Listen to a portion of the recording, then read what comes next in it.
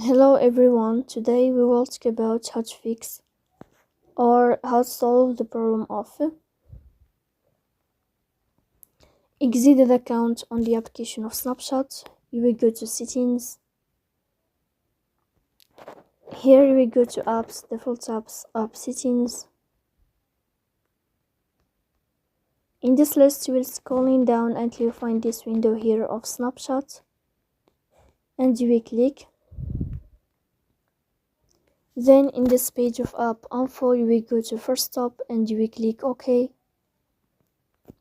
Here you will enter to the window of storage. Here you will click on clear cache, but be attention, don't click clear data because that can delete your account.